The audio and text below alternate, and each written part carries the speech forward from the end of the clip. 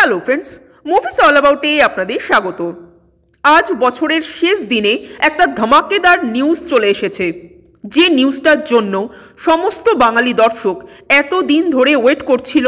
সেই নিউজ একেবারে বছরের শেষ দিনে চলে আসলো। আগামীকাল অর্থাৎ 2025-এর 1 জানুয়ারি দেব নিজের আপকামিং একটা হিউজ প্রজেক্টের অ্যানাউন্সমেন্ট করতে চলেছেন। আর সেই হিউজ প্রজেক্টটা হলো রঘু ডাকাত। ইয়েস, খাদান 2 নয়, বরং রঘু ডাকাত। যে প্রজেক্টটা এত দিন ধরে আটকে ছিল, সেই প্রজেক্টের উপর ফাইনালি এবার কাজ শুরু হবে। কখনো বাজেট ইস্যু বা কখনো স্ক্রিপ্ট ইস্যু, এর জন্যই কিন্তু বারবার আটকে গেছে রঘু ডাকাতের প্রজেক্ট। বাট ফাইনালি সেই মুভিটা হচ্ছে, এবং এই মুভি কিন্তু যথেষ্ট বড় বাজেটের হতে চলেছে।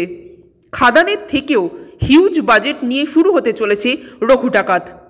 খাদান 11 দিনে 10 কোটি বক্স অফিস কালেকশন করেছে। আর এই ম্যাসিভ হিট কিন্তু দেবকে ভরসা জাগিয়েছে খাদানের থেকেও বড় প্রজেক্ট করার ক্ষেত্রে। আপনারা সকলেই জানেন নিশ্চয়ই যে রঘু ডাকাতের প্রোডাকশন টিম ছিল SVF, কিন্তু এখন দুটো কথা উঠে আসছে। এক, রঘু ডাকাতের প্রজেক্ট থেকে হয়তো SVF সরে যাচ্ছেন, আর সেখানে যুক্ত হচ্ছেন সুরিন্দর ফিল্মস।